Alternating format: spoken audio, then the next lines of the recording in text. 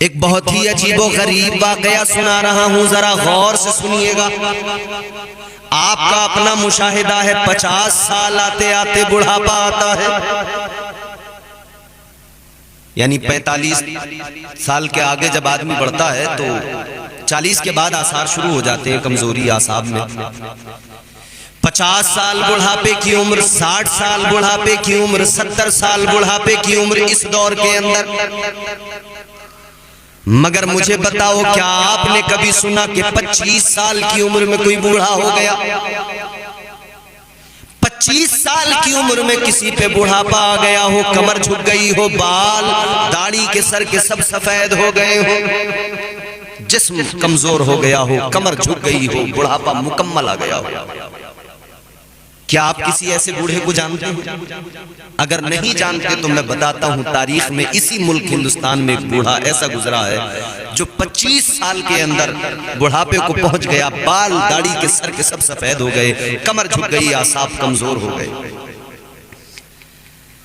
आइए मैं आपको लेकर चलता हूं जौनपुर की सरजमीन पर। और जौनपुर उन दिनों एक स्टेट हुआ करती थी, जैसे आज यूपी एक स्टेट है, अब तो जौनपुर एक शहर है, लेकिन पहले पूरी एक रियासत थी जौनपुर। बात उन दिनों की है जब हिंदुस्तान की सरजमीन पर वली कामिल अशरफुल औलिया गौसे वक्त महबूबे यज़दानी हजरत सैयदना मखदूम अशरफ जहांगीर सिमनानी रहमतुल्लाह अलैह आप हिंदुस्तान में तशरीफ लाए। रास्ते में बिहार की सरजमीन से सफर करते हुए आगे बढ़े। शेख शरफुद्दीन याह्या मुनीरी रहमतुल्लाह अलैह का जनाजा पढ़ाया, क्योंकि उनकी वसीयत थी, उन्होंने वसीयत की थी कि मेरा जनाजा वो पढ़ाएगा जो नबी का बेटा, नबी की नस्ल से होगा और वक्त का बहुत बड़ा वली होने के साथ साथ वो तारिकुस सल्तनत होगा। इधर हजरत मखदूम अशरफ जहांगीर समनानी रहमतुल्लाह अलैह गुजर रहे हैं, सफर कर रहे हैं। जब गुजरे हैं वहां से तो देखा लोग खड़े हैं, जनाजा खड़ा है, आप भी खड़े हो गए जनाजे में शामिल होने के लिए। आपने मालूम किया क्या मामला है, जनाजा क्यों नहीं पढ़ते? तो कहा वसीयत है हजरत की।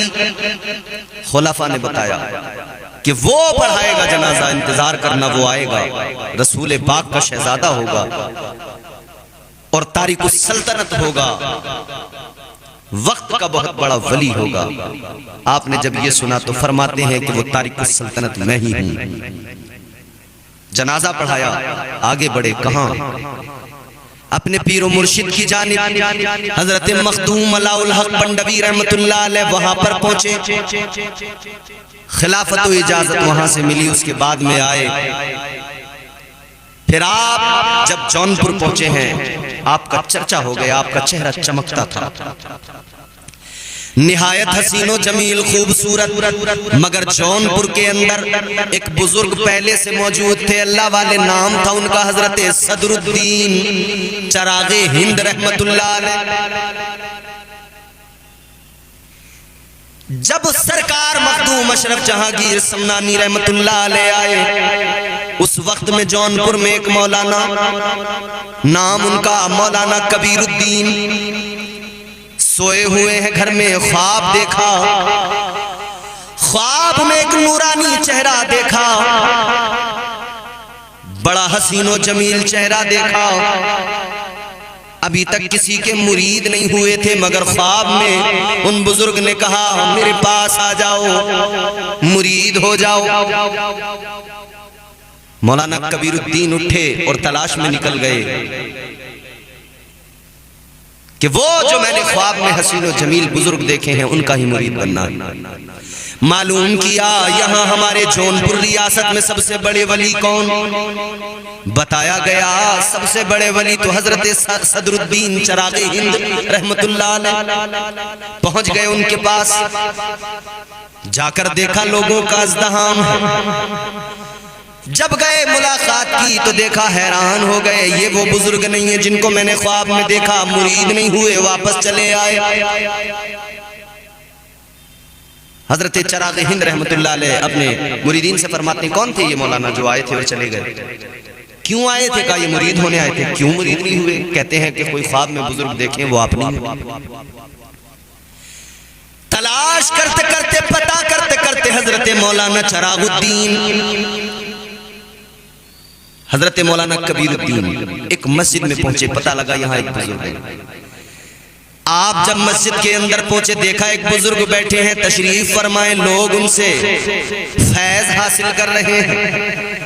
जैसे ही चेहरे पे नजर डाली, पहली नजर में कह उठे, ये वही हैं जिनको मैंने ख्वाब में देखा है। आगे बढ़े, पहुंच गए, मुरीद हो गए। सरकार मखदूम अशरफ जहांगीर समनानी रहमतुल्लाह अलैह से मुरीद हुए। बड़े चहीते आपके मुरीद हैं। मगर जब उधर हजरत चराग हिंद रहमतुल्लाह अलैह को मालूम हुआ कि मौलवी आया था और मुरीद नहीं हुआ,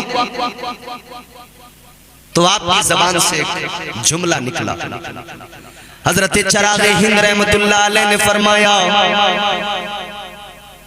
कि ये कबीरुद्दीन जवानी में मर जाएगा। और ये बात जब मौलाना कबीरुद्दीन को पता लगी तो जरा गमगीन से हुए। अपने पीरो मुर्शिद की बारगाह में आए। सरकार मखदूम अशरफ जहांगीर समनानी की बारगाह में आए। अर्ज करने लगे, हुजूर मेरे मुताल्लिक चराग हिंद ने यूं फरमा दिया है कि मैं जवानी में मर जाऊंगा, इतना सुना। तो मखदूम अशरफ ने फरमाया, सुनो, तुम्हारा नाम तो कबीर है। कबीर तो बड़े को, बूढ़े को कहते हैं। तुम जवानी में नहीं मरोगे, बुढ़ापे में मरोगे। अब आप गौर करें, एक तरफ एक अल्लाह के वली हजरत चराग हिंद रहमतुल्लाह अलैह, उन्होंने फरमा दिया जवानी में मौत आएगी। एक तरफ मखदूम अशरफ जहांगीर समनानी, उन्होंने फरमा दिया बुढ़ापे में मरोगे। मखदूम अशरफ जहांगीर समनानी ने अपने मुरीद मौलाना कबीरुद्दीन से फरमाया, तुम बताओ, तुम क्या कहते हो? तुम भी बोलो, तुम क्या चाहते हो? हजरत मौलाना कबीरुद्दीन कहने लगे, अर्ज गुजार हुए, ऐ अल्लाह वाले, मैं तो ये चाहता हूँ वो भी अल्लाह के वली, जो उन्होंने फरमाया है वो भी पूरा हो जाए, जो आपने फरमाया है वो भी पूरा हो जाए। दोनों तरफ अल्लाह के वली, दोनों तरफ औलिया। तो अल्लाह ने कैसे पूरा फरमाया दोनों की बात? हजरत कबीरुद्दीन, मौलाना कबीरुद्दीन के मुताल्लिक चराग हिंद ने फरमाया जवानी में मर जाओगे। इधर मखदूम अशरफ ने फरमाया बुढ़ापे में मरोगे। बात दोनों की पूरी होनी है। अल्लाह ने कैसे दोनों की बात को पूरा फरमाया? 25 साल की उम्र में हजरत मौलाना कबीरुद्दीन को बुढ़ापा आ गया। सर के भी बाल सफेद हो गए, दाढ़ी के भी सफेद हो गए, कमजोर भी हो गए। 25 साल की उम्र में कमर भी झुक गई, हाथ में सहारे के लिए छड़ी भी पकड़ ली, लकड़ी भी पकड़ ली। बुढ़ापा मुकम्मल 25 साल की उम्र में। 25 साल की उम्र में मुकम्मल बुढ़ापा आ गया, दुनिया से रुखसत हुए, इंतकाल हुआ। हजरत सदरुद्दीन चराग हिंद रहमतुल्लाह अलैह की बात भी पूरी हुई, जवानी में मौत आएगी। 25 साल जवानी की उम्र होती है। और मखदूम अशरफ समनानी की बात भी पूरी हुई कि बुढ़ापे में मौत आएगी। तो आप पर 25 साल में ही बुढ़ापा आ गया था मुकम्मल। तो बुढ़ापा भी था, उम्र जवानी की भी थी। अल्लाह ने दोनों वलियों की बात को पूरा फरमा दिया। ये तारीख की वो शख्सियत है जिन्हें 25 साल की उम्र में बुढ़ापा आया, इसी हिंदुस्तान की सरजमीन पर। मगर गौर करो, ये अल्लाह वालों की बात है, ये अल्लाह वालों की शान है। जो कह दिया जबान से, अल्लाह उसे पूरा फरमा देता है। क्योंकि अल्लाह ताला खुद अपने वलियों से इस दर्जा प्यार करता है। कहते वो हैं, जबान उनकी होती है मगर कलाम अल्लाह का होता है। बात उनकी होती है, उस बात को पूरा करने वाला परवरदिगार होता है। ये औलिया की शान है मेरे अजीजों। सरकार मखदूम अशरफ जहांगीर समनानी रहमतुल्लाह अलैह कितने बड़े वली, कितने बड़े बुजुर्ग, गौसे वक्त। और इसको कोई ये न समझे कि यूं ही कह दिया मैंने गौसे वक्त। हजरत मुहियुद्दीन इब्नुल अरबी रहमतुल्लाह अलैह काबे का तवाफ कर रहे हैं। काबे का तवाफ करते हुए आपने देखा एक शख्स है बहुत तेजी के साथ तवाफ कर रहा है। जबकि तवाफ काबा में बहुत भीड़ होती है तो मुमकिन ही नहीं तेजी से तवाफ करना, लेकिन वो शख्स तेजी से तवाफ कर रहा है और किसी से टच भी नहीं होता है।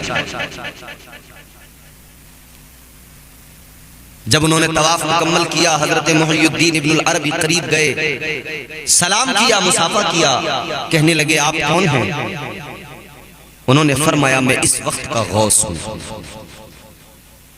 तो हजरत इब्नुल अरबी ने फरमाया आपके बाद में कौन होंगे गौसे वक्त? उन्होंने फरमाया मेरे बाद में हजरत जलालुद्दीन होंगे। फरमाया उनके बाद में कौन? तो जवाब मिला उनके बाद में जो गौस होंगे, मकाम गौसियत जिनको अल्लाह अता फरमाएगा, उनका नाम मखदूम अशरफ जहांगीर समनानी, उनका नाम अशरफ होगा।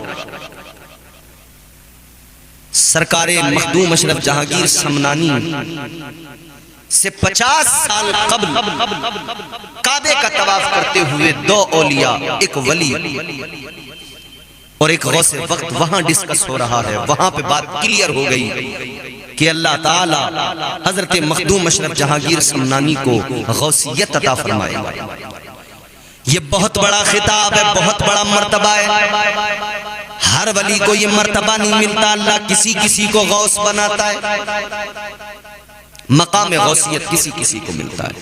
वो सरकार मखदूम अशरफ जहांगीर समनानी, उन्होंने फरमा दिया था बुढ़ापे में मौत आएगी।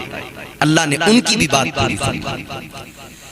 निगाहे वली में वो तासीर देखी, निगाहे वली में वो तासीर देखी, बदलती हजारों की तकदीर देखी। निगाहें मर्द मोमिन से बदल जाती हैं तकदीरें, जो हो ज़ौक़े यकीन पैदा तो कट जाती हैं जंजीरें। हजरत मखदूम अशरफ जहांगीर समनानी तारिकुस सल्तनत हैं। दो वली हैं जिन्हें तारिकुस सल्तनत कहा जाता है, जिन्होंने हुकूमतें छोड़ी हैं।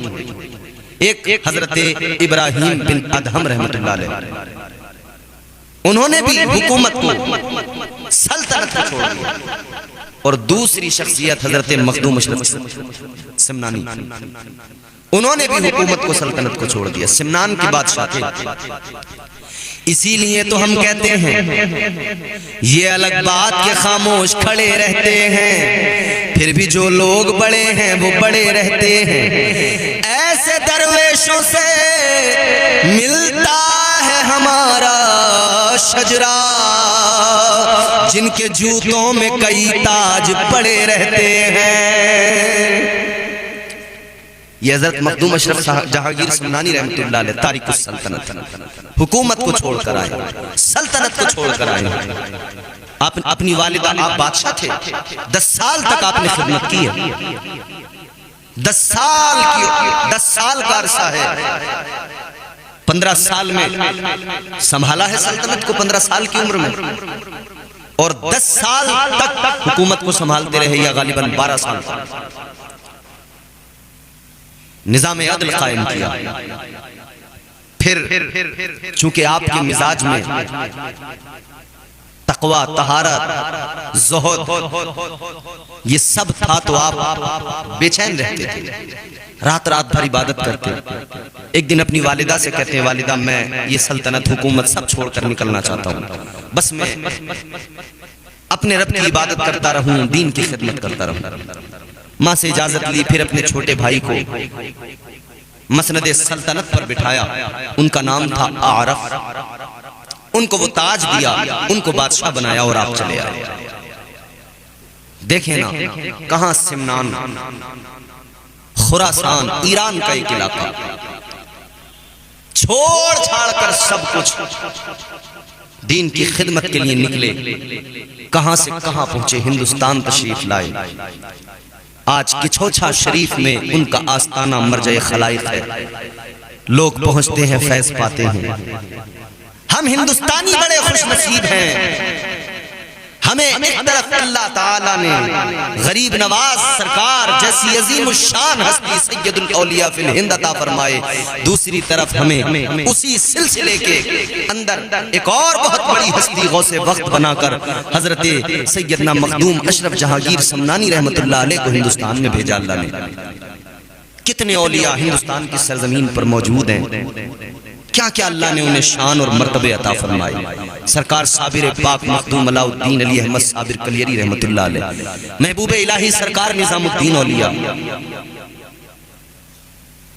कुदवतुस सालिकीन ज़ुब्दतुल आरिफीन हजरत सैयदना शाह बरकतुल्लाह मियां रहमतुल्लाह अलैह, हजरत सैयदना मीर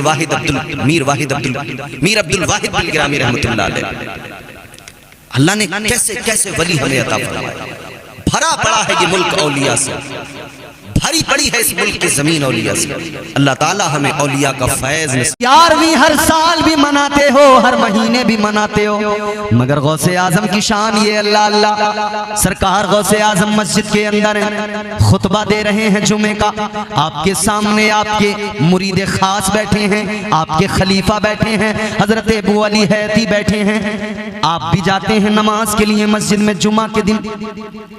जब आप तकरीर सुनते हैं, इमाम साहब की खुतबा सुनते हैं तो नींद आने लगती है। बोलो आती है कि नहीं?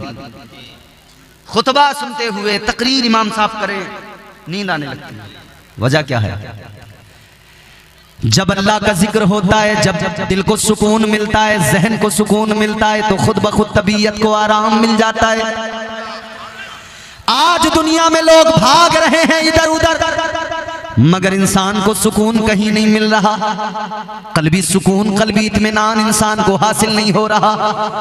पैसा कमाने की हिर्स में आगे भागता चला जा रहा है इंसान, मगर पैसा कमाने के बावजूद भी उसे सुकून नहीं मिल पा रहा है। कितने बड़े बड़े अमीर लोग मगर रात को नींद की गोलियां खाते हैं, तब जाके नींद आती है, क्योंकि जिंदगी में सुकून नहीं।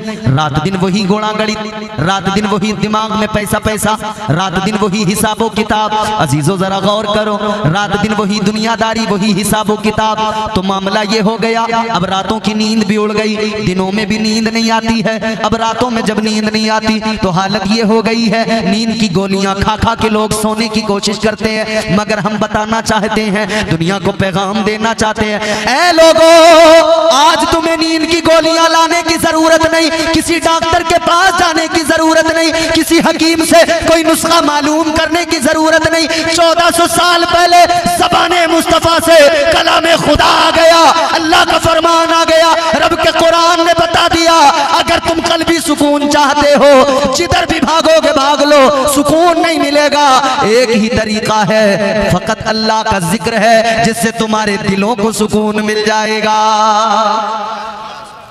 परवरदिगार के जिक्र से दिल को सुकून आएगा, दिल को आराम आएगा। अल्लाह का जिक्र वाहिद वो जिक्र है। यही तो वजह है, जब बंदा मस्जिद में जाता है, जब ये मस्जिद में पहुंचता है, अल्लाह का जिक्र करता है, कभी सुबहान अल्लाह कहता है, कभी अल्हम्दुलिल्लाह कहता है, कभी अल्लाहु अकबर कहता है, अल्लाह की पाकी बयान करता है। ये मस्जिद में आने वाला कभी कुरान का पारा हाथ में लेकर पढ़ने लगता है, इसकी जबान पे कुरान की आयतें होती हैं। अल्लाह की कसम, ये इधर कुरान पढ़ता है और अल्लाह के फरिश्ते इसके इर्द गिर्द होते हैं। परवरदिगार के फरिश्ते ये कुरान पढ़ता जाता है, फरिश्ते इसके लिए मगफिरत की दुआ करते जाते हैं।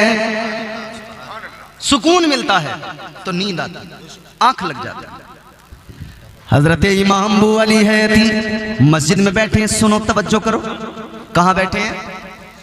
अरे बोलो, गूंगे तो नहीं हो आप लोग?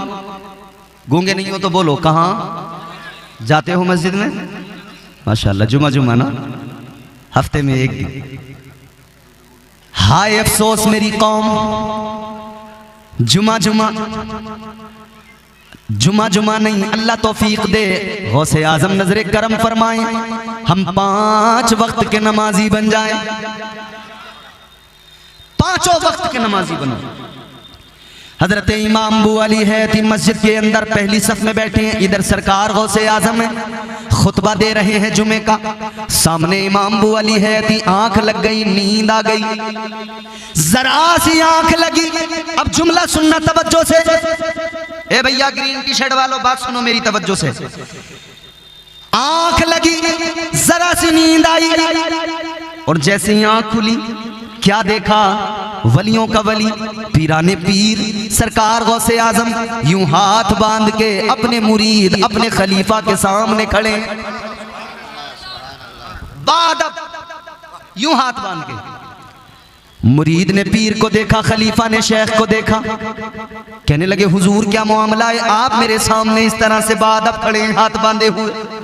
सरकार गौसे आजम ने अब जो जुमला फरमाया, मुस्कुराने लगोगे, खुदा की कसम दिल को लगेगा। सरकार गौसे आजम ने फरमाया अबू अली है तो एक बात सच्ची सच्ची बताना, अभी जो नींद आई थी तो क्या देखा था? बोल दो, बोल दो, जोर से और जोर से। सरकार गौसे आजम ने फरमाया अभी जो आंख लगी क्या देखा?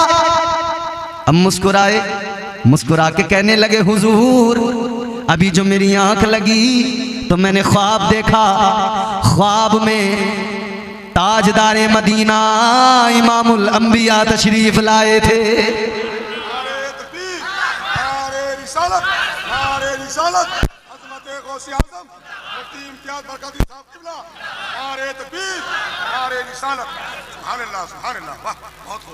आंख लगी इधर इनकी, कहते हैं हुजूर जैसे ही आंख लगी है, ख्वाब देखा है, आका तशरीफ ले आए, ताजदारे मदीना मेरे ख्वाब में आ गए।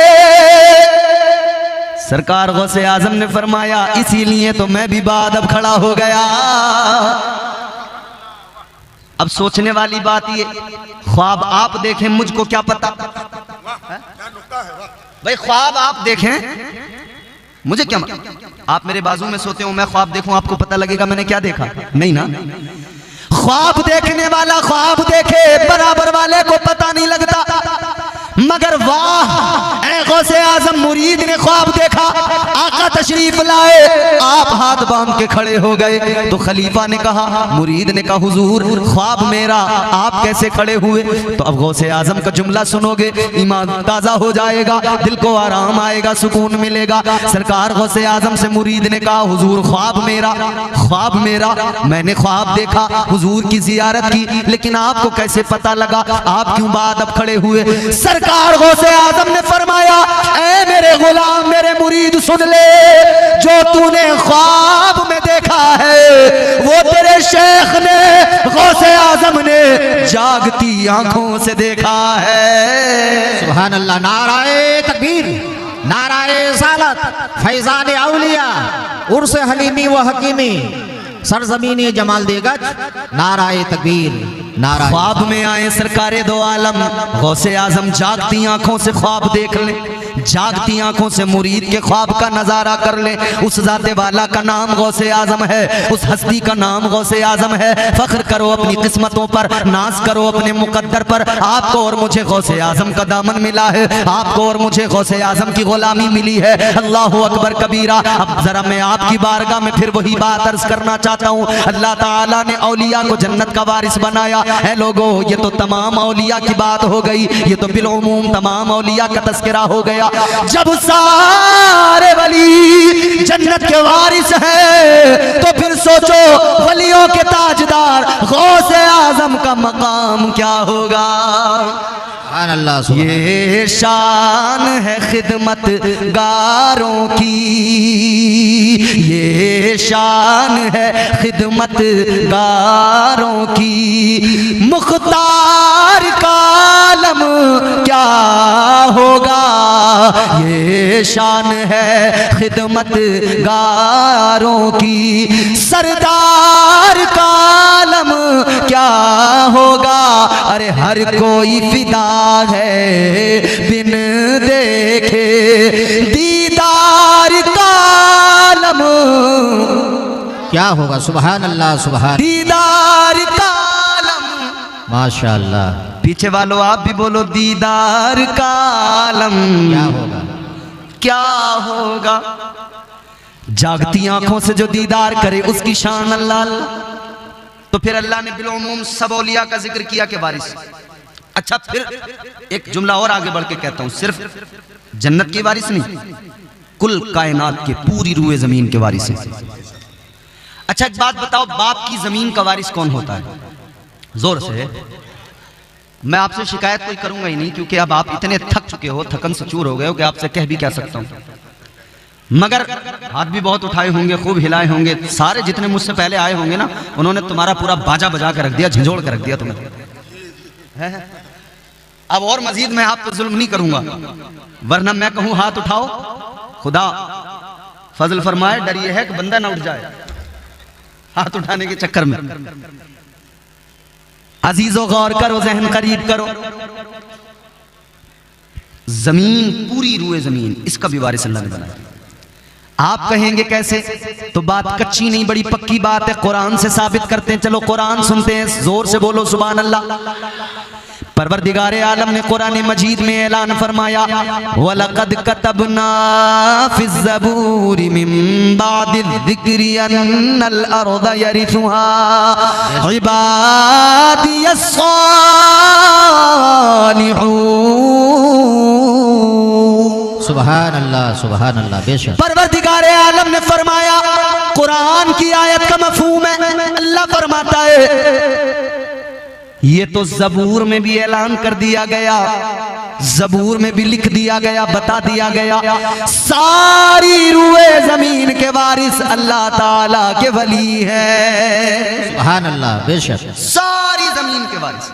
अब सवाल ये पैदा होता है, या अल्लाह दुनिया का उसूल और निज़ाम तो ये है, बाप की मिल्कियत बेटे को आती है, बाप की जमीन बेटे को मिलती है, बाप के माल का वारिस बेटा होता है, बाप के मकान का वारिस बेटा होता है। लेकिन अजीजो अल्लाह की शान क्या? अल्लाह ताला को कोई औलाद नहीं, अल्लाह किसी से पैदा नहीं, उससे कोई पैदा नहीं। हमारा अकीदा है, वो भी कुरान ने बयान किया, फरमाया कुरान मजीद है, अल्लाह ताला का कलाम है, कुल हुवल्लाहु अहद अल्लाहु समद लम यलिद वलम यूलद वलम यकुल लहू कुफुवन अहद। अल्लाह का कुरान कहता है लम यलिद वलम यूलद, ना अल्लाह ताला किसी से पैदा, ना अल्लाह की कोई औलाद, ना वो किसी की औलाद। तो मेरे अजीजों, जब अल्लाह की औलाद कोई नहीं, तो फिर ये उसूल तो गया कि बाप की मिल्कियत का बेटा वारिस। यहां तो हमारा अकीदा के औलाद। कुछ लोगों ने ऐसा भी अकीदा रखा है, वो कहते हैं हजरत ईसा अलैहिस्सलाम को कि वो अल्लाह के बेटे, माज़अल्लाह। अच्छा, ये अकीदा एक तरफ ईसाइयों का भी है, और यही सेम अकीदा दूसरी तरफ यहूदियों का भी है। वो हजरत उज़ैर अलैहिस्सलाम को अल्लाह का बेटा कहते हैं। लेकिन हमारा अकीदा क्या है? अल्लाह एक है। इसको याद रखें, बच्चों को सिखाते रहे, अल्लाह एक है, वो बेऐब है, लारैब है। वो हमारा खुदा, वो परवरदिगार जिसकी शान ये, हमने देखा तो नहीं है परवरदिगार को, मगर मानते हैं कि अल्लाह एक है। वजह यह है कि बताने वाले हमारे आका हैं, हमने नहीं देखा लेकिन हुजूर ने देखा है। एक देखने वाले का कहा मान लिया है, बिन देखे हमने तुझको खुदा मान लिया है। सुभान अल्लाह बेशक। उसके कोई औलाद नहीं, तो उसकी मिल्कियत पूरी कायनात, तमाम आलमीन, सारी दुनिया, सारी कायनात के खजाने, असल मिल्कियत परवरदिगार की है। असल हर शय का मालिक परवरदिगार है, बनाने वाला वो खालिक, वो क्रिएटर, वो सारी कायनात परवरदिगार की, मगर औलाद कोई नहीं। तो अल्लाह ताला ने करम ये फरमाया, अल्लाह ताला ने अपनी सारी मिल्कियत का वारिस अपने महबूब के सदक़े में औलिया को बना दिया है। अल्लाह सुभान अल्लाह। परवरदिगार ने सारे औलिया को अपनी सारी मिल्कियत का मालिक और वारिस बना दिया है। उर्स में आने वालों, जिनके उर्स में आए हो ना, उर्स हकीमी और हलीमी में आए हो, ये जिन बुजुर्गों से अकीदत रखते हो, जानते हो ना, ये जन्नत के भी वारिस हैं, जमीन के भी वारिस हैं। गौसे आजम की 11वीं करते हो, जान लो गौसे आजम जन्नत के भी वारिस हैं और जमीन के भी वारिस हैं, कायनात के भी वारिस हैं। अब कुछ लोग कहते हैं कि साहब ये सुन्नियों का दिमाग खराब है, ये सारे सुन्नी न जाने क्यों, वो लोग जो कब्रों में चले गए उनसे मोहब्बत रखते हैं, उनकी बात करते हैं, ये गौस की 11वीं करते हैं, ये ख्वाजा की 6ठी करते हैं, ये ख्वाजा को याद करते हैं, ये गौसे आजम को याद करते देते हैं। हम उन्हें बताना चाहते हैं, ऐ दुनिया के वो लोगों जिन्हें मुकद्दर ऐसा मिला कि उनके मुकद्दर में बदबख्ती के सिवा कुछ नहीं, उनके हाथों में दामन ही नहीं आया औलिया का। हम खुशनसीब कौम, हम वो खुशनसीब कौम हैं जिन्हें अल्लाह ताला ने वलियों का दामन अता किया, उनका दामन अता किया। जिन्हें अल्लाह ने कायनात के खजाने भी अता किए, उनका दामन अता किया। जिन्हें अल्लाह ने जमीन का वारिस भी बनाया, जिन्हें अल्लाह ने जन्नत का भी वारिस बनाया। आओ जरा आगे बढ़ो, अब वारिसों की बात चली है तो आओ जरा सुल्तानुल औलिया की बात आगे करते हैं, सरकार गौसे आजम की बात आगे करते हैं। अगर थक गए हो तो खामोश बैठे रहना, और अगर जिंदा हो बेदार हो तो जोर से कह दो सुभान अल्लाह, सुभान अल्लाह, सुभान अल्लाह। आइए चलते हैं बगदाद। बगदाद की सरजमीन है। देखो ना, अल्लाह की कायनात बनाई हुई, मगर अल्लाह ने गौसे आजम को किस कदर गलबा अता किया। ये खुद से नहीं है, ये अल्लाह का अता करदा है। सरकार गौसे आजम सुल्तानुल औलिया बैठे हैं जंगल में, एक जगह मुराकबा कर रहे हैं, अल्लाह अल्लाह कर रहे हैं, इबादत और रियाजत में मसरूफ हैं। और वली होता ही वो है जो इबादत करता हो, जो अल्लाह की बंदगी करता हो। आजकल हमारे यहाँ कुछ नकली जाली फर्जी पीर आए, उन्होंने कहा हम वली हैं। अच्छा, सुन्नी को जरा पहचानने में दिक्कत हुई कि वली को पहचाने कैसे। हमने बड़ा सा साफा दस्तार देखी, हमने कहा ये तो कोई वली मालूम होता है। खूबसूरत शफाफ जुब्बा देख लिया, हमने कहा शायद कोई वली है। चमचमाती दाढ़ी देखी, इत्र की निकलती खुशबुएं देखी, भोला सुन्नी मुसलमान समझा कोई वली आ गया। अजीजा ने गिरामी उल कदर, न दाढ़ी से पता लगेगा वली का, न जुब्बे से पता लगेगा वली का, न उसकी दस्तार से पता लगेगा, बल्कि वली का पता कुरान देता है। अगर जुब्बा व दस्तार का नाम विलायत होता तो हर जुब्बा पहनने वाला, दस्तार पहनने वाला वली हो जाता। मगर विलायत इतनी सस्ती चीज नहीं है, इतनी आसान भी चीज नहीं है कि कोई भी जाए उसको मिल जाए। विलायत इतनी सस्ती भी नहीं है, जानते हो। लेकिन अल्लाह जब चाहे तो फिर यूं अता कर देता है। हजरत इमाम ज़ैनुल आबिदीन का नाम सुना है आपने? इमाम हुसैन के शहजादे, हजरत इमाम ज़ैनुल आबिदीन के शहजादे हजरत इमाम मोहम्मद बाकर। हजरत इमाम बाकर के शहजादे हैं हजरत इमाम जाफर सादिक। कुंडों की नियाज होती है आपके यहाँ? हजरत इमाम जाफर सादिक, आओ जरा समझाऊं मैं आपको। इमाम हुसैन के शहजादे इमाम ज़ैनुल आबिदीन, इमाम ज़ैनुल आबिदीन के शहजादे हजरत इमाम बाकर, इमाम बाकर के शहजादे इमाम जाफर सादिक। हजरत इमाम जाफर सादिक, आपकी बारगाह में एक देहाती आदमी आया, बिल्कुल सादा सा आदमी। काम क्या है उसका? बकरियां चराता है, जानवर पालता है। देहात में, गांव में लोग करते हैं ना, खेती करते हैं, जानवर पालते हैं। और जानवर पालना, खेती करना, ये सब काम कोई छोटे काम नहीं है।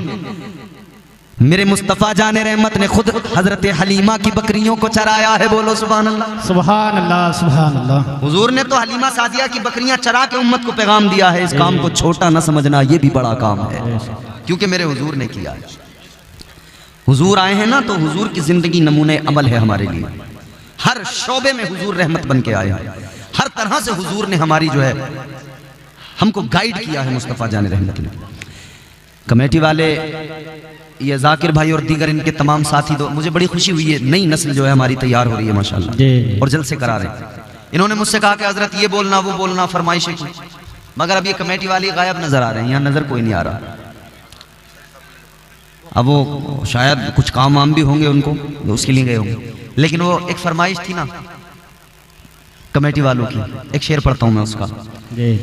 तनी है नूर की चादर, बोलो सुभान अल्लाह, सुभान अल्लाह। तनी है नूर की चादर, मेरे सरकार आए हैं। सुभान अल्लाह। तनी है नूर की चादर, मेरे सरकार आए हैं। मची है धूम सिदरा पर, मची है धूम पर मेरे सरकार सुभान अल्लाह। आए हैं। मची है धूम सिदरा पर मेरे सरकार आए हैं। मुसलसल हो रही है आसमां से नूर की बारिश, मुसलसल हो रही है आसमां से नूर की बारिश, मुसलसल हो रही है आसमां से नूर की बारिश,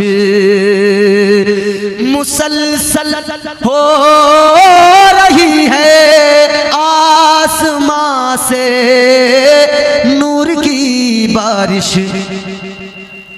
जमीन बारिश नूर में नहाने लगी है, हर तरफ नूर फैला हुआ है हुजूर की विलादत में। मुसलसल हो रही है आसमां से नूर की बारिश, सरापा नूर वो बनकर मेरे सरकार आए हैं। सरापा नूर वो बनकर मेरे सरकार आए हैं। सुभान अल्लाह, सुभान अल्लाह। तो अजीज़ान गिरामी उल कद्र, गौर, मैं अर्ज ये कर रहा था कि हुजूर आपके मेरे आका इमामुल अंबिया मुस्तफ़ा जान रहमत ताजदार मदीना वाली कायनात, हुजूर की शान वो बहुत बुलंद मकाम मेरे आका का, मगर कुरान मजीद ने हुजूर के सदक़े में ना इस उम्मत के वलियों को भी बड़ी शान अता फरमाई। हुजूर के सदक़े में इस उम्मत के औलिया को भी बड़ी शान अल्लाह ने अता फरमाई। सरकार गौसे आजम पीराने पीर रोशन ज़मीर दस्तगीर क्या कर रहे हैं? इबादत। अच्छा, उधर कुरान ने वलियों की पहचान बताई है।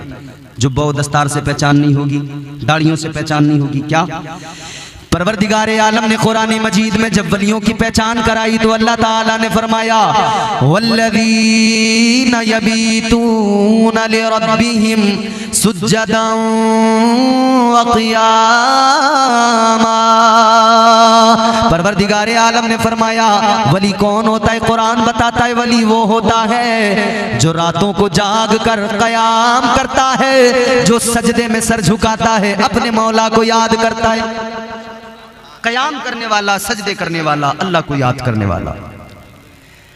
तो पता लगा वली वो जो अल्लाह को याद करे, वली वो जो सजदे करे, वली वो जो क़याम में अपनी रातें गुजारे। वो वली नहीं हो सकता तो जो है शरीयत से दूर हो, नमाजों से दूर हो और इबादतों से उसका कोई ताल्लुक ही नहीं हो, वो वली हो ही नहीं सकता। बल्कि मेरे अजीजों गौर करो, भोले भाले मुसलमानों जरा जहन करीब करो, उजले कपड़ों में सिकंदर हो जरूरी तो नहीं। कौन होता है वली, कौन होता है मजजूब, मैं आपको बताता। उजले कपड़ों में सिकंदर हो जरूरी तो नहीं, मैले कपड़ों में कलंदर भी तो हो सकता है।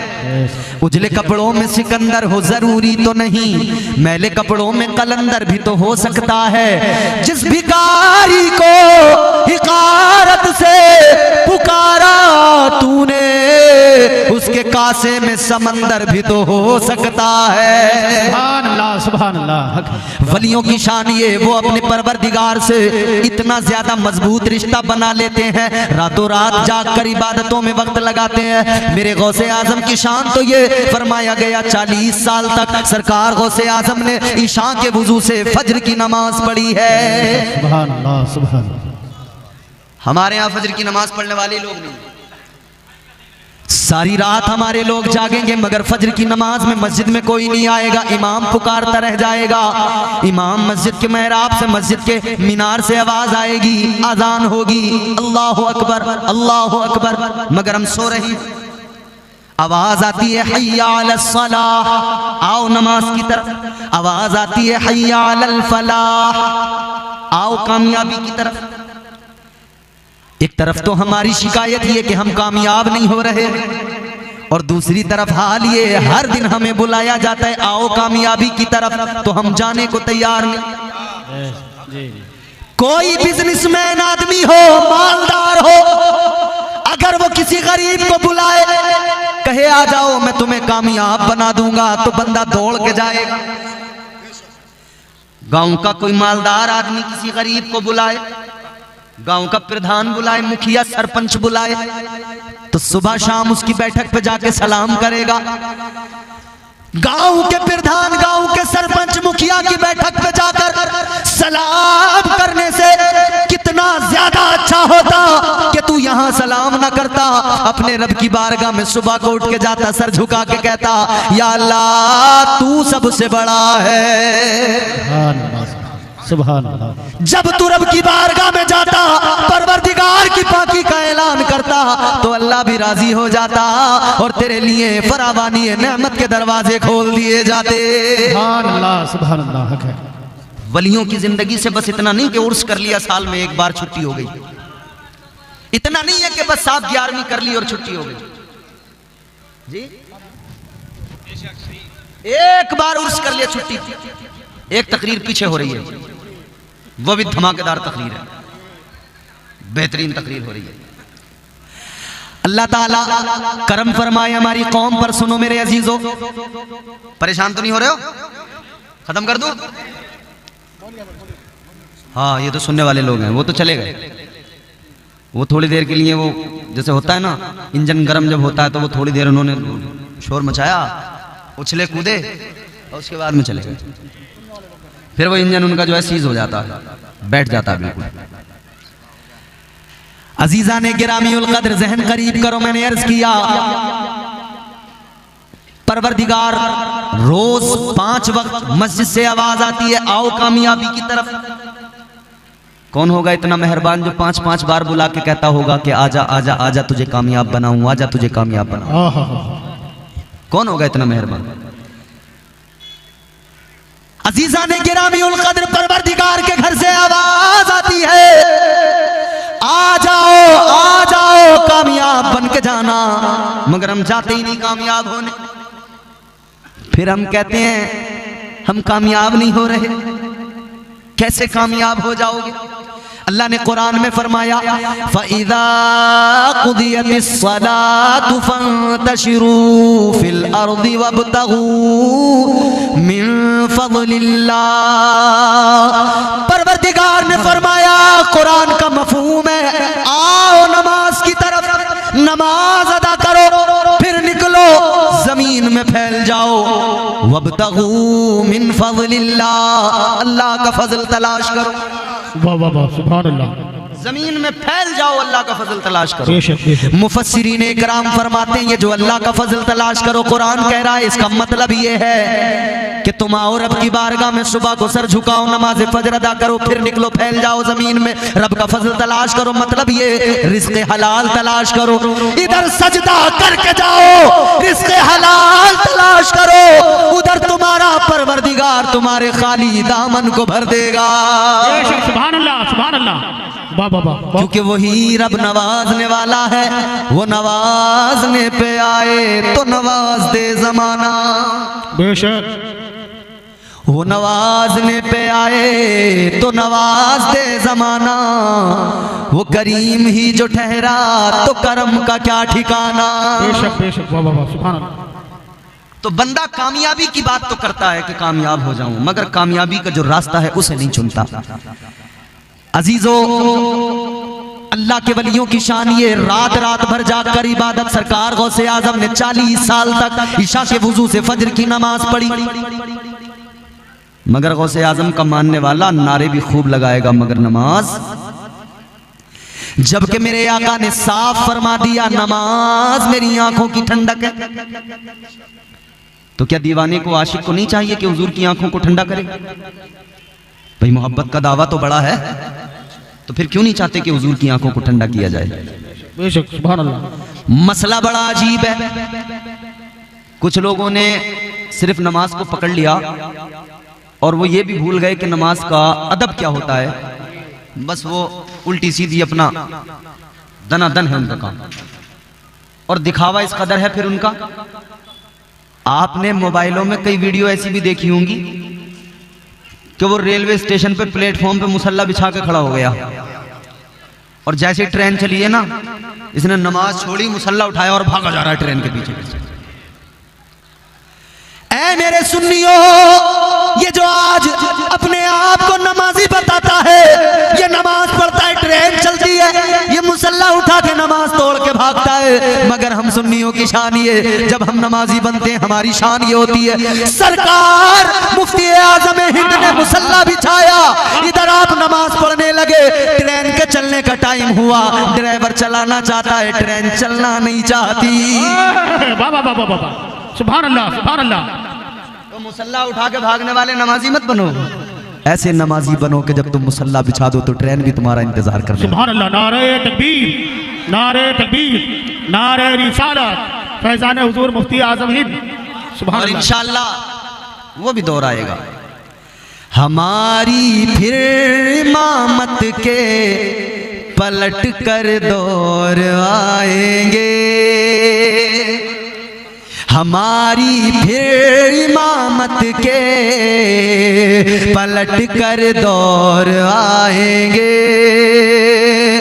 हमारी फिर इमामत के पलट कर दौर आएंगे, मुसल्ला तुम बिछाओगे, नमाजें हम पढ़ाएंगे, बेशक बेशक, सुभान अल्लाह। मुसल्ला तुम बिछाओगे, नमाजें हम पढ़ाएंगे। तो अब बात सुनो, बात फैलती जा रही है। हुजूर गौसे आजम में बैठे हैं, मुराकबा कर रहे हैं, इबादत कर रहे हैं। सरकार गौसे आजम इधर इबादत में मसरूफ है कि आपके कानों में किसी के रोने की आवाज आई। रोने की आवाज जब कान में आई तो फिर मेरे अजीजों हाल ये कि सरकार गौसे आजम उस रोने की आवाज को सुनकर बर्दाश्त न कर सके, और रिवायत में आता है वो रोने की आवाज ऐसी, इतने दर्द के साथ रोने वाला रो रहा था, इतने कर्ब के साथ रोने वाला रो रहा था, इस शिद्दत के साथ रोने वाला रो रहा था। बताया गया किताबों में आता है कि उसके रोने की आवाज की वजह से जंगल के जानवरों ने खाना पीना छोड़ दिया था। फरमाया गया जो दरिया में मछलियां थी, उन मछलियों के अंडे उस रोने की आवाज और उस कर्ब और उस दर्द की वजह से पिघलकर पानी बन गए थे। इस दर्द से रोने वाले की आवाज आती थी। सरकार गौसे आजम ने अपने मुरीद को बुलाकर फरमाया कि जरा देखो कौन रो रहा है, रोने वाला कौन है। क्योंकि वलियों की शान ये कि ये रोने वालों को हंसाते हैं और कमजोरों का खुद सहारा बन जाते हैं, गरीबों को सीने से लगाते हैं। यही मेरे आका की तालीम है। अजीजा ने गिरामीउल कद्र गौर फरमाइए, सरकार गौसे आजम ने मुरीद को भेजा, जाओ जाकर देखो, जरा देखकर तो आओ कौन रो रहा है, ये रोने वाला कौन है। अल्लाहू अकबर कबीरा। मुरीद आगे बढ़ा, रोने की आवाज जिधर से आ रही है मुरीद उस तरफ को चलता चला गया, चलता चला गया, चलता चला गया।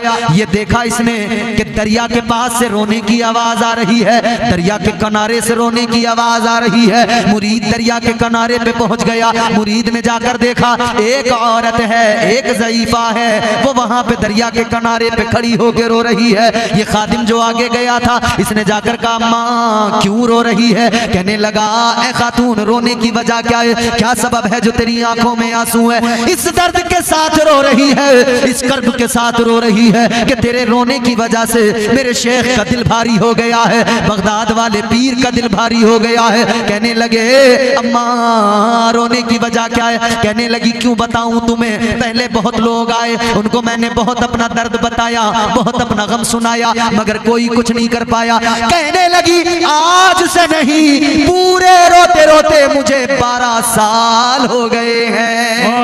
सुभान अल्लाह सुभान अल्लाह। कितने साल? कहती है 12 साल से रो रही हूं। असीरों के मुश्किल कुशाओं से आज़म, फकीरों के हाजत रवाओं से आज़म, फंसा है मुसीबत में बंदा तुम्हारा। बंदा एक माना बंदे का ये बंदगी करने वाला, वो अल्लाह की तरफ निस्बत है, इबादत करने वाला, बंदगी करने। एक बंदे का माना गुलाम है।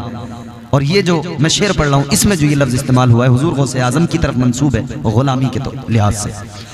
फंसा है मुसीबत में बंदा तुम्हारा, फंसा है मुसीबत में बंदा तुम्हारा, मदद के लिए आओ या गौसे आज़म, सुभान अल्लाह, मदद के लिए आओ या गौसे आज़म, फकीरों के मुश्किल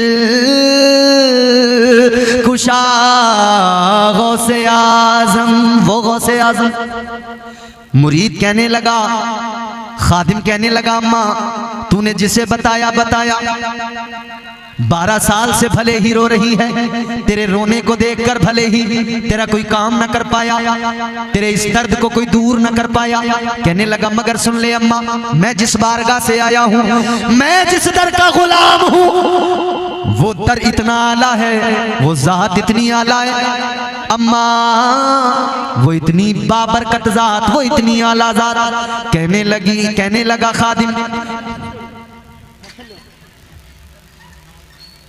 खादिम कहने लगा, बैठ जाओ आराम से। खादिम कहने लगा अम्मा तू अब तक जितना रोई जिस जिसको तूने अपना दर्द सुनाया, मगर सुन ले आज तू अपना दर्द मुझे बता, मुझे भी नहीं तो मेरे पीर को बता, मेरे पीर को, वो पीर जो पीरों का पीर है, वो जो पीराने पीर है, का जाके उनको अपना दर्द बता दे। खादिम ने कहा आज तक तेरे दर्द का मदावा नहीं हुआ है, मगर सुन ले आज तू उस बारगाह में अपना दर्द बता दे कि उस बारगाह में जो भी आया खाली दामन लेके आया, लेकिन गया तो दामन मुरादों से पुर हो गया। आने वाला आया तो दामन खाली है, मगर जब लौटा है तो दामन भरा हुआ है। अल्लाहु अकबर कबीरा, गौर करो अजीजों, ये औरत आंखें भीगी हुई हैं, खादिम के साथ चल पड़ी। का फिर बात ऐसी है तो तुझे नहीं बताऊंगी, तेरे पीर को बताऊंगी, तेरे शेख को बताऊंगी। पीछे पीछे खादिम के वो खातून चली, हुजूर गौसे आजम की बारगाह में आ गई। सरकार गौसे आजम की बारगाह में आई, हुजूर गौसे आजम ने फरमाया अम्मा क्या बात है, रोने की वजह बता, रोने का सबब बता, क्यों रो रही है। वो कहने लगी गौसे आजम क्या बताऊं, आज से नहीं 12 साल से रो रही हूं। कब वजह क्या है? कब वजह ये है, ये जो दरिया है, इस दरिया में मेरे बेटे की बारात की कश्ती पूरी की पूरी डूब गई, गर्क हो गई। कहती है बड़ी तमन्नाएं थी, अल्लाह ने एक बेटा दिया था, उसको मैंने दूल्हा बनाया था, उसके सर पे सेहरा सजाया था, उसको रवाना किया था मैंने दूल्हा बनाकर। हजारों आरजुएं दिल में थी, दुल्हन आएगी, चांद सा चेहरा मेरे बेटे की दुल्हन का होगा, घर में आएगी, घर में उजाला होगा। कहती है मगर बारात तो चली गई। जब बारात वापस आ रही थी तो मेरा बेटा भी, मेरे बेटे की बीवी, दुल्हन भी, दूल्हा दुल्हन तमाम के तमाम बाराती सब के सब दरिया में गर्क हो गए, पूरी कश्ती गर्क हो गई। इतना सुना तो सरकार गौसे आजम ने फरमाया अम्मा गम न कर, चल जरा मेरे साथ चल। उठे, दरिया के किनारे पे आए, फरमाने लगे अम्मा बता, इशारा करके बता कौन सी जगह थी जहां तेरे बेटे की कश्ती डूबी, जहां वो बारात की कश्ती डूबी। उस औरत ने इशारा किया कि मैं यहां से मुंतजिर थी, सामने वो कश्ती नजर आ रही थी, वो जगह है, उस जगह पे कश्ती गर्क हुई। इसने इशारा करके बताया। ताजदारे बगदाद सरकार गौसे आजम ने आवाज लगाई, ए 12 साल की डूबी हुई कश्ती बाहर निकल। सुभान अल्लाह, सुभान अल्लाह। पहली आवाज लगाई, कश्ती बाहर नहीं आई। दूसरी मर्तबा फिर आपने आवाज लगाई, 12 साल की डूबी हुई कश्ती, सारी बारात दूल्हा दुल्हन के साथ वापस बाहर निकल। दूसरी आवाज पर भी कश्ती बाहर नहीं आई। तीसरी मर्तबा सरकार गौसे आजम ने फिर आवाज लगाई, 12 साल की डूबी हुई कश्ती बाहर निकल। तीसरी मर्तबा जैसे ही पुकारा, खुदा की कसम तारीख गवाह है, वो 12 साल की डूबी हुई कश्ती सारी बारात के साथ, दूल्हा और दुल्हन के साथ बाहर निकल आई। नारे तकबीर, नारे तकबीर, नारे रिसालत, नारे रिसालत। खतीबुल हिंद मुफ्ती इम्तियाज बरकाती साहब किबला नारे तकबीर, नारे रिसालत, खिला मेरे दिल की कली गो से आजम, मिटा कल्ब की बेकली गो से आजम, जो डूबी थी कश्ती वो दम में निकाली, तुझे ऐसी कुदरत मिली गो से आजम। गौसे आजम, वाह सुभान अल्लाह। अब देखिए कश्ती बाहर आई, औरत भी मुस्कुराई। कश्ती बाहर आई, औरत भी मुस्कुराई। कश्ती किनारे पे आई, बाराती अपने अपने घर निकले। औरत ने बेटे को सीने से लगाया, दुल्हन को करीब किया, पेशानी को चूमा। दूल्हा दुल्हन को, अपने बेटे को, अपनी बहू को लेके घर चली गई। बाराती अपने अपने घर चले गए, मगर गौसे आजम सरकार दरिया के किनारे पे खड़े हैं। अल्लाह की बारगाह में अर्ज करने लगे हाथों को उठाकर, मौला ऐ मेरे परवरदिगार। अब्दुल कादिर एक मर्तबा कहता था तेरा करम हो जाता था। ऐ मौला एक मर्तबा मैं कहता था तेरा करम हो जाता था। या अल्लाह एक मर्तबा मैं कहता था काम हो जाता था, लेकिन मौला आज एक मर्तबा नहीं, दो मर्तबा नहीं, 3 मर्तबा पुकारना पड़ा। 3 मर्तबा पुकारा तब काम हुआ। अब आवाज आई, है अब्दुल कादिर जानते हो 12 साल पहले दरिया में कश्ती डूबी थी। जितने बाराती थे इनके जिस्म गोश्त सारा गल सड़ गया था, मछलियों ने इनके जिस्म के गोश्त को खा लिया था। आवाज आई, ए अब्दुल कादिर जब तुमने पहली मर्तबा पुकारा तब हमने दरिया की मछलियों को हुक्म दे दिया जो गोश्त तुमने खाया है और उस गोश्त को खाने के बाद जो तुम्हारे अंदर खून और गोश्त बना है बाहर निकाल दो। आवाज आई, हमने हड्डियों को मिलाया, उस गोश्त को जमा किया। ए अब्दुल कादिर जब तुमने दूसरी मर्तबा आवाज लगाई हमने वो मुजस्समे वो वजूद सबके तैयार कर दिए। ए अब्दुल कादिर जब तुमने तीसरी मर्तबा आवाज लगाई तो हमने उन सारे मुर्दों के जो वजूद थे उनमें जान डाल दी और उनमें जान डाल के कश्ती को बाहर निकाल दिया। सुभान अल्लाह, सुभान अल्लाह। ए अब्दुल कादिर इसलिए तुमने 3 मर्तबा आवाज लगाई, तीसरी आवाज पर निकाल दी गई कश्ती। ये करम रब का है, ये करम परवरदिगार का है। मगर सुनो अजीजो, ये परवरदिगार का करम है मगर गौसे आजम रदी अल्लाह ताला अन्हो के सदक़े में है। ये शान अल्लाह ने अता की है, ये वलियों की शान है, ये गौसे आजम का मकाम है। इसीलिए तो हम कहते हैं अल्लाह अल्लाह किए जाने से अल्लाह न मिले। अल्लाह को पाना है ना तो फकत इतनी ही नहीं कि लोग जो आजकल वो तस्बीह पीछे को टांग के एक चलन चला ना, पीछे तस्बीह हाथ में अल्लाह अल्लाह अल्लाह अल्लाह अल्लाह अल्लाह, कभी इस दरवाजे कभी उस दरवाजे आके कहने लगे भाईजान अस्सलाम वालेकुम, अल्लाह अल्लाह अल्लाह। भाईजान हम आपकी मस्जिद में आए हुए हैं, मगरिब के बाद आइए कुछ अल्लाह रसूल की बातें करेंगे। दर दर जाके लोगों को दीन की दावत देने वाला मगर इतना नहीं समझ सका कि जब तक अकीदा दुरुस्त नहीं है तब तक अमल किस काम का। अमल उस वक्त कामयाब है जबकि अकीदा दुरुस्त हो। तो पहले अमल बेहतर करो, अमल अच्छा हो जाएगा, और अकीदा बेहतर करो, अकीदा अच्छा हो जाएगा। तो अमल भी अल्लाह ताला खुद ब खुद परवरदिगार करम फरमाएगा, अमल भी कबूल करेगा, अमल में अल्लाह खुलूस भी पैदा फरमा देगा। अकीदे भी दुरुस्त करो। और औलिया इकराम के ताल्लुक से ये उर्से हकीमी हलीमी आपने सजाया है, ये वलियों की याद में मंसूब है। तो वलियों से मोहब्बत करते रहें और अल्लाह ताला से दुआ करें कि अल्लाह ताला हमारा खात्मा इसी अकीदे पे फरमाए। यही अकीदा है वाहिद सच्चा अकीदा कि अल्लाह ताला ने, हम वो सुन्नी हैं अल्हम्दुलिल्लाह, हम अंबिया को भी मानते हैं, औलिया को भी मानते हैं, सहाबा को भी मानते हैं। हम हर उसको मानते हैं जिसे मुस्तफ़ा की बारगाह से इज्जतें मिल गई हैं, जिसे मुस्तफ़ा की बारगाह की निस्बत ने चमका दिया है। हम हर उसका एहतराम करते हैं। अल्लाह अकबर कबीरा। अपने अकीदे दुरुस्त करें। अल्लाह ताला ने वलियों को बड़ी शान अता की है। निगाहे वली में वो तासीर देखी बदलती हजार।